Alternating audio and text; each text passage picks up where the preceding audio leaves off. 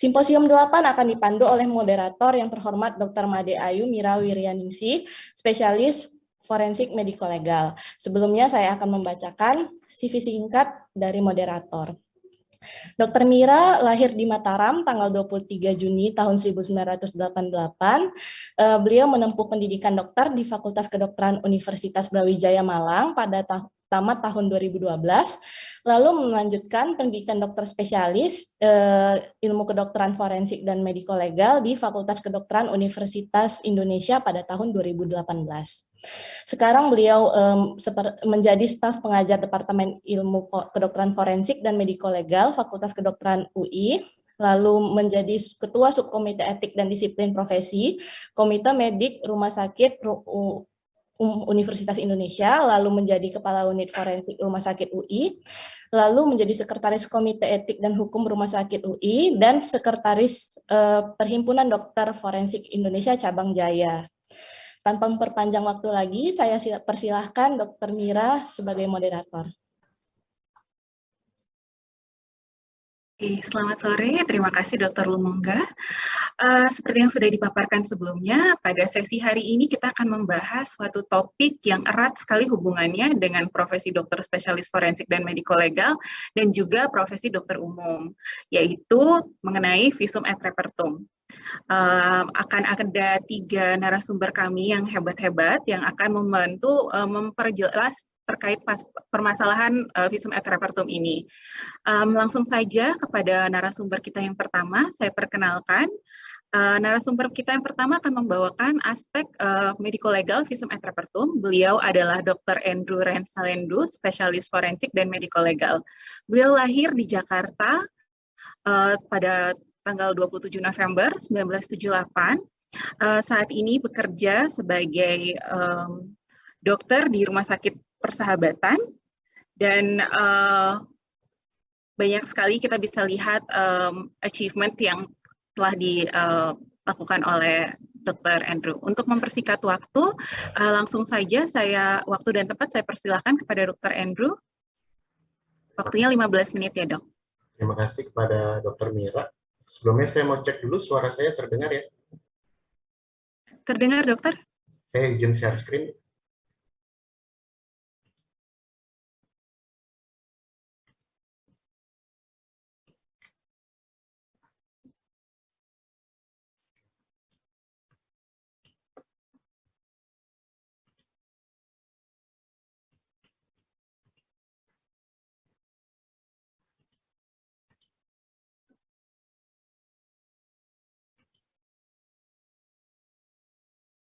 Sudah terlihat, Dokter, tinggal di slideshow.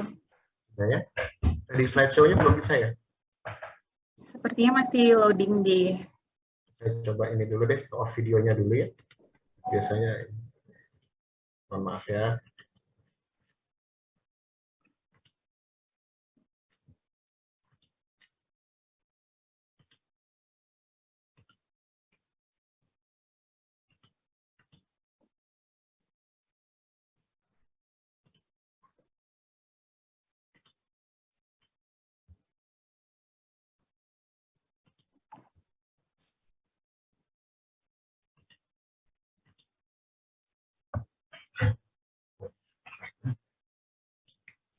Sepertinya kalau slideshow jadi ini ya, jadi stop screen sharing ya. Alternatifnya apakah moderator bisa atau kita dengan view ini aja ya? Boleh dikirim ke panitia. Boleh dibantu panitia saja, Dokter. Sudah saya kirim kemarin. Oh, oke, Dokter, sudah Dokter. Nanti coba panitia yang akan share ya, Dokter. Ini ada.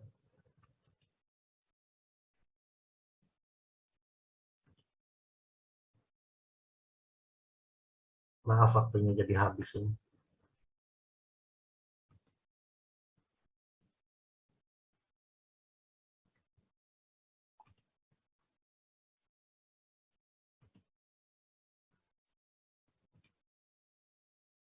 Sudah bisa?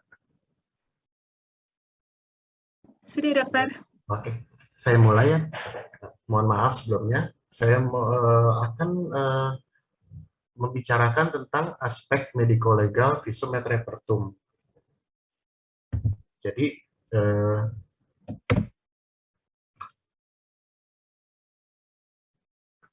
mungkin kalau misalnya kita membicarakan aspek mediko-legal, mungkin pertanyaannya adalah yang mendasar kenapa semua dokter wajib mengetahui aspek mediko-legal visum et repertum. Nah, dalam membahas hal ini, saya akan membagi menjadi, saya akan mulai dengan ilustrasi, lalu saya akan sampaikan dasar hukum, baru kita akan membahas tentang aspek mediko-legal, dan terakhir, sebelum kita masuk ke kesimpulan, kita akan bahas kasus-kasus mana saja yang memerlukan kewaspadaan mediko-legal. Oke, semua dokter, khususnya dokter klinis, ya, yang menangani pasien, dalam melaksanakan tugasnya, baik di poliklinik ataupun di UGD, akan menghadapi pasien-pasien, bukan hanya pasien yang sakit, dalam arti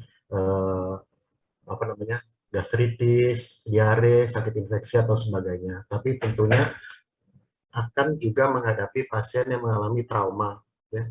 Trauma itu bisa sebabnya macam-macam, apakah itu karena penganiayaan, karena kecelakaan, bisa juga karena kecelakaan kerja ya, selain kecelakaan lalu lintas, bisa juga mengalami kekerasan, misalnya kekerasan terhadap anak, kekerasan terhadap rumah tangga.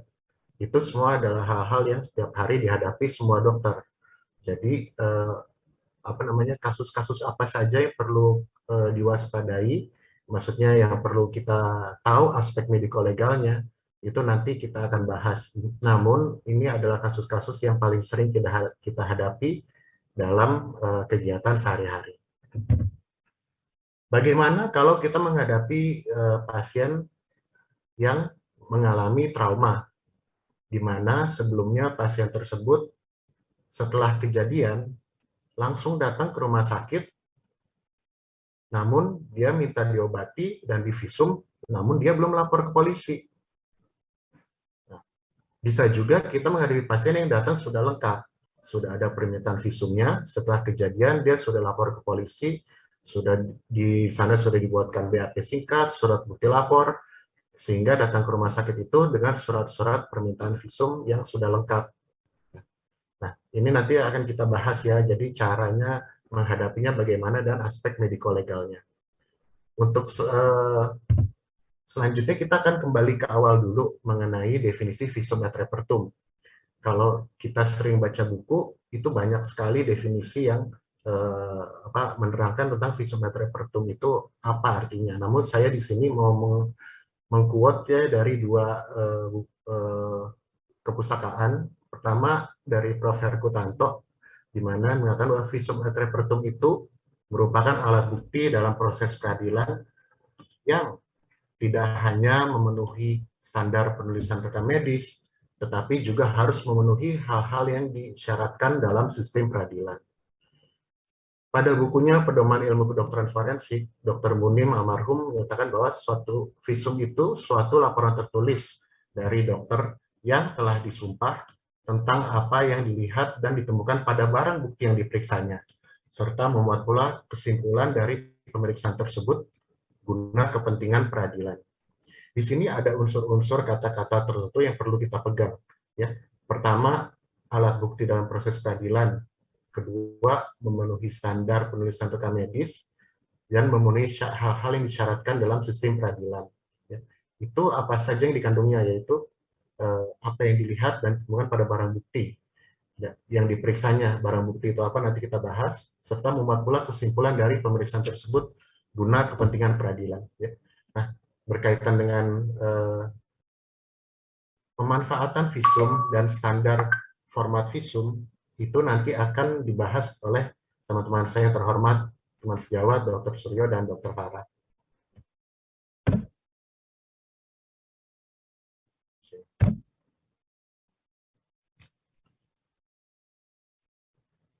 Dasar hukum itu sebenarnya ada banyak, saya mau fokus ke beberapa pasal aja yang paling penting.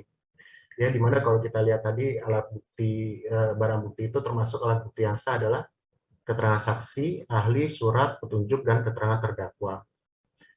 pasal 133 KUHP pasal 1 dan pasal 2 menyatakan bahwa dalam hal penyidik untuk kepentingan peradilan menangani seorang korban, baik luka, keracunan, ataupun mati yang diduga karena tindak pidana, ia berwenang mengajukan permintaan keterangan ahli kepada ahli kedokteran kehakiman atau dokter dan atau ahli lainnya.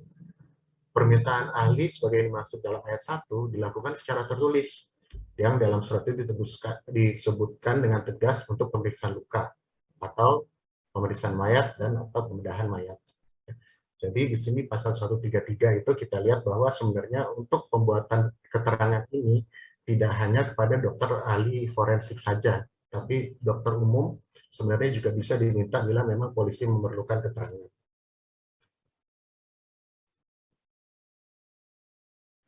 Selanjutnya kita akan bahas mengenai pada peristiwa trauma fisik atau perlukaan, di mana apabila seorang dokter murni sebagai klinisi, dia akan melakukan pemeriksaan terhadap pasien tersebut dengan tujuan untuk memulihkan kesehatan pasien melalui pemeriksaan baik anamnesis maupun pemeriksaan fisik, ya. Lalu setelah itu ditemukan diberikan obat dan tindakan medis lainnya, misalnya ada curiga ada fraktur, tentunya akan dilakukan ronsen misalnya, atau apabila ada curiga intoksikasi akan dilakukan pemeriksaan laboratorium. Nah, karena kita tujuannya untuk memulihkan kesehatan pasien, mungkin kita akan bertanya, deskripsi luka yang terperinci itu perlu atau tidak begitu. Namun, kalau kita lihat dari aspek mediko-legalnya, tujuan pemeriksaan itu untuk dapat merekonstruksi peristiwa penyebab terjadinya luka dan memperkirakan derajat keparahan luka. Sehingga dengan demikian, diperlukan deskripsi luka yang jelas dan terperinci. Jenis lukanya apa, tepi lukanya apa, lokasi luka, dan seterusnya. Jadi dalam hal seperti ini memang ada dua hal yang berbeda dalam arti begini, seorang dokter yang merupakan treating dokter, dia akan evaluasi keadaan pasien berkaitan dengan keluhan atau penyakit yang dideritanya. Dia akan memberikan pengobatan sesuai dengan diagnosis yang didapatkan dari pemeriksaan klinis dan penunjang. Seorang assessing dokter, dia akan melakukan evaluasi klinis yang komprehensif. Lalu dia akan meminta pemeriksaan yang diperlukan untuk menegakkan diagnosis, penilaian derajat luka, serta kemampuan atau keterbatasan pasien atau korban dalam hal ini dalam melaksanakan kegiatan dan pekerjaannya. Dalam arti begini, apabila misalnya seorang pasien anggaplah mengalami kecelakaan, mungkin seorang treating dokter akan fokus kepada luka yang paling berat. Mungkin ada misalnya luka terbuka pada kepalanya yang menyebabkan dia ada amnesia. Dia akan fokus untuk penanganan itu, sedang tidak mencatat dengan jelas adanya luka-luka lain. Misalnya kecelakaan ada luka-luka karena primer, luka-luka lecet, atau misalnya luka-luka memar dan sebagainya karena cedera sekundernya. Sebagai seorang assessing dokter, dalam menghadapi kasus seperti ini, maka semua jenis luka wajib kita catat. Ya. Kalau misalnya seorang treating dokter, tentu dia akan fokus ke yang paling berat, karena dia akan memeriksa dan akan melakukan memerintahkan adanya pemeriksaan penunjang untuk menangani luka yang paling berat tersebut yang utama. Ya. Untuk luka-luka lain mungkin hanya akan dicatat secara sekilas aja gitu, karena mungkin tindakan yang akan dilakukan hanya berupa pembersihan luka yang sederhana. Namun seorang assessing dokter, dia wajib mencatat sedetail mungkin apa saja yang didapatkan gambaran kekerasan pada pasien atau korban yang diperiksa tersebut. Makanya kalau pada gambar ini kita lihat seorang assessing dokter itu tools-nya banyak dan bervariasi ya, maksudnya berbeda dengan seorang treating dokter. Dia menggunakan penggaris, dia akan menggunakan diagram tubuh ya untuk memudahkan pekerjaannya, dan juga mungkin bila perlu untuk didokumentasi dia akan melakukan foto luka. Bedanya apa gitu pada seorang pasien yang berobat dengan pasien yang bawa visum et repertum? Visum et repertum itu kan seperti kita di pasal 133 KUHP tadi, itu diminta oleh pihak kepolisian atau penyidik.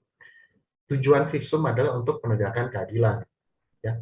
Kerahasiaan visum itu hanya dapat dalam arti maksudnya gini, visum itu hanya dapat diambil atau diterima oleh penyidik.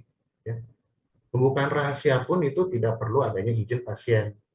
Satu subjek juga di sini itu adalah pasien sebagai benda bukti gitu, bukan sebagai pasien belaka gitu ya. Maksudnya bukan sebagai pasien yang diobati gitu. Catatan medik itu kerahasiaan pasien boleh tahu diberikan kepada pasien bukan dalam bentuk rekam medik tapi dalam bentuk resume. Nah, di situ ada informasi mengenai apa saja temuan klinis, apa saja mungkin temuan penunjang bila dilakukan, dan apa saja yang diobati. Kalau ini untuk pembukaan rahasia memang perlu dengan seizin pasien. Karena visum et repertum tujuan untuk menegakkan keadilan dan diminta oleh kepolisian, maka untuk nanti pembukaannya berkaitan dengan proses penyidikan itu tidak perlu adanya izin pasien. Kalau kita gabungkan aspek legal dan aspek medis, nah aspek mediko-legal visum et repertum itu ada beberapa poin yang dapat kita simpulkan. Pertama, visum et repertum itu adalah satu alat bukti yang sah, sebagaimana tertulis dalam 184 KUHP mengenai alat-alat bukti yang sah di pengadilan. Kedua, visum et repertum itu menguraikan segala sesuatu tentang hasil pemeriksaan medik yang tertuang di dalam bagian pemberitaan, yang karenanya dapat dianggap sebagai pengganti barang bukti. Visum et repertum turut berperan dalam proses pembuktian suatu perkara pidana terhadap kesehatan dan jiwa manusia. Visum et repertum juga memuat keterangan atau pendapat dokter mengenai hasil pemeriksaan medik tersebut yang tertuang di dalam bagian kesimpulan. Nanti mengenai bagian visum itu apa saja, mulai dari pembukaan, pemberitaan, dan kesimpulan, pertanyaan penutup, nanti akan dijelaskan oleh Dr. Tara dengan lebih mendetail lagi. Selanjutnya, visum et repertum itu secara utuh telah menjembatani ilmu kedokteran dengan ilmu hukum. Dengan membaca visum et repertum dapat diketahui dengan jelas apa yang telah terjadi pada seseorang, dan para praktisi hukum dapat menerapkan norma-norma hukum pada perkara pidana yang menyangkut tubuh dan jiwa manusia. Bagi penyidik atau polisi, visum et repertum berguna untuk mengungkapkan perkara. Sedang bagi penuntut umum, jaksa, atau perangkat pengadilan lainnya, keterangan itu berguna untuk menentukan pasal yang akan didakwakan. Bagi hakim sebagai alat bukti formal untuk menjatuhkan pidana atau membebaskan seorang dari tuntutan hukum. Kewaspadaan mediko-legal. Dalam pelaksanaan kegiatan sehari-hari, masih ada yang kasus-kasus di mana kita perlu mewaspadai.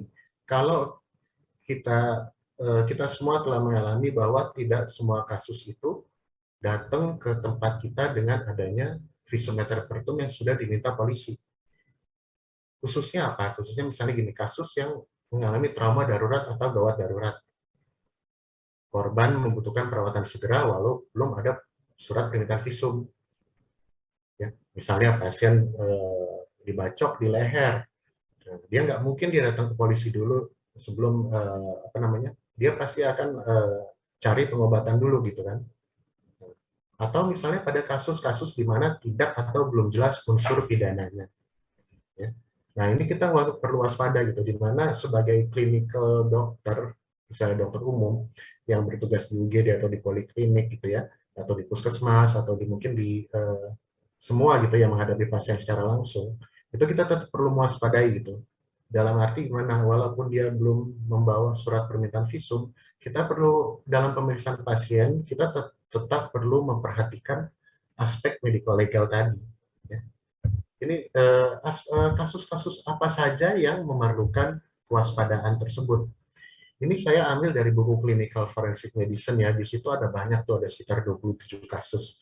Namun ini saya sampaikan yang mungkin paling sering terjadi ya, mungkin di tiap daerah berbeda-beda. Mungkin kalau misalnya kayak secara pribadi saya di daerah Jakarta Timur dekat kawasan industri, jadi sering juga terjadi kecelakaan kerja. Ya. Mungkin pada tempat lain itu dapat terjadi juga frekuensi kasusnya berbeda-beda. Ya. Kasusnya apa saja yang memerlukan kewaspadaan mediko-legal? Adalah kasus antara lain kecelakaan lalu lintas, kecelakaan kerja, penganiayaan, kekerasan seksual, kekerasan terhadap perempuan, kekerasan terhadap anak, lansia, bunuh diri atau percobaan bunuh diri, intoksikasi, adanya luka bakar, luka tembak, adanya malpraktek, misalnya pasien habis jatuh dari motor dia berobat ke dukun, tapi setelah diurut malah terjadinya kompartemen sindrom, ya. Atau dalam keadaan tertentu pemeriksaan terhadap tersangka, di mana polisi datang ke dokter untuk menanyakan apakah misalnya pada tersangka ini terdapat adanya tanda-tanda kekerasan atau mungkin diperlukan pemeriksaan visum et repertum psikiatri, ya. Namun memang visum et repertum psikiatri itu dikompeten untuk dilakukan oleh psikiater, bukan kedokteran forensik, ya, bukan spesialis forensik. Lalu ada juga kasus lain. Nah, semua kasus ini itu kita harus memiliki kepekaan dan kewaspadaan agar dimana pada saat pemeriksaan kita tidak hanya memerhatikan sebagai treating dokter saja, tapi juga sebagai assessing dokter, di mana unsur-unsur yang perlu kita perhatikan adalah deskripsi luka yang jelas, ya, pemeriksaan yang memenuhi standar, dan dari hasil pemeriksaan itu kita dapat kesimpulan, ini pasien ini apakah kekerasannya disebabkan apa, dan derajat lukanya, ringan, sedang, atau mungkin bisa berat, atau malah menewaskan pasien tersebut. Kalau kita membahas mengenai prosedur permintaan visum et repertum, memang secara sederhana itu pada saat pasien itu mengalami tindakan pidana misalnya, ya, seperti penganiayaan, dia akan lapor ke polisi itu akan menerbitkan surat permintaan visum yang dialamatkan ke rumah sakit atau institusi lain, ya, pada tempat tertentu yang dimana rumah sakitnya jauh mungkin, ya. Lalu dokter akan menerima dan melakukan pembuatan visum et repertum setelah dilakukan pemeriksaan. Namun bisa juga dalam keadaan tertentu seperti yang saya sampaikan tadi, di mana pasien itu dalam keadaan darurat atau misalnya pasien kecelakaan dalam keadaan tidak sadar, pasien itu datang ke UGD itu belum ada dengan surat permintaan visumnya. Kalau hal ini kita juga wajib berusaha mencatat dan mengakses pasien tersebut dengan memperhatikan aspek mediko-legalnya. Dalam keadaan tertentu, kita juga apabila kita duga adanya suatu tindak pidana, tidak jarang seorang dokter atau perangkat rumah sakit lainnya, perawat atau mungkin direksi, wajib melaporkan kepada pihak kepolisian bahwa telah terjadi dugaan tindak pidana terhadap pasien. Sebagai contoh, misalnya yang paling sering mengalami kerancuan, misalnya pada kasus kecelakaan lalu lintas. Sering timbul pertanyaan dari dokter umum atau misalnya dari teman-teman klinisi lainnya, bagaimana kecelakaan itu apakah selalu tindak pidana gitu, ya? Maksudnya apakah wajib dilaporkan? Bagaimana kalau misalnya pihaknya itu minta berdamai atau sebagainya?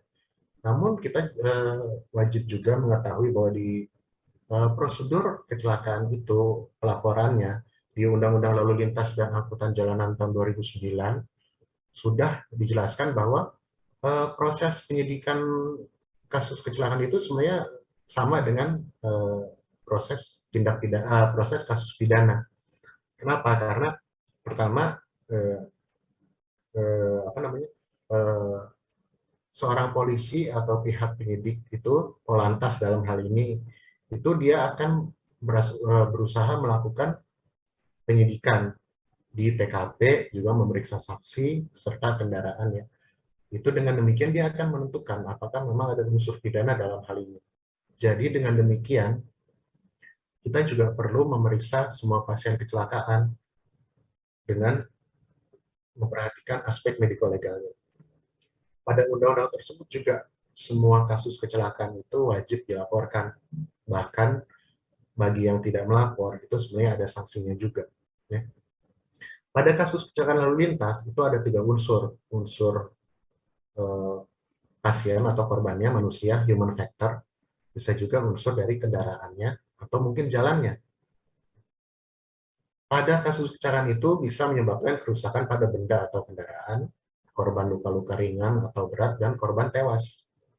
Dalam hal ini, visum et repertum tujuannya selain untuk menentukan derajat luka dan jenis kekerasan, bisa juga dalam tahap lanjut nanti digunakan untuk pemberian kompensasi kepada korban kecelakaan tersebut. Oke, saya lanjut ke kesimpulan. Jadi, visum et repertum merupakan salah satu bentuk bantuan dokter dalam penegakan hukum dan proses keadilan. Visum et repertum merupakan alat bukti yang sah dalam proses peradilan, sehingga harus memenuhi hal-hal yang disyaratkan dalam sistem peradilan. Sebuah visum et repertum yang baik harus mampu membuat terang perkara tindak pidana yang terjadi dengan melibatkan bukti-bukti forensik yang cukup. Penentuan derajat atau kualifikasi luka memegang peranan penting bagi hakim dalam menentukan beratnya sanksi pidana yang harus dijatuhkan sesuai dengan rasa keadilan. Bagi praktisi kesehatan diharapkan dapat mengupayakan prosedur pembuatan visum et repertum, khususnya visum et repertum perlukaan yang memenuhi standar, karena memiliki dampak yuridis yang luas dan dapat menentukan nasib seseorang.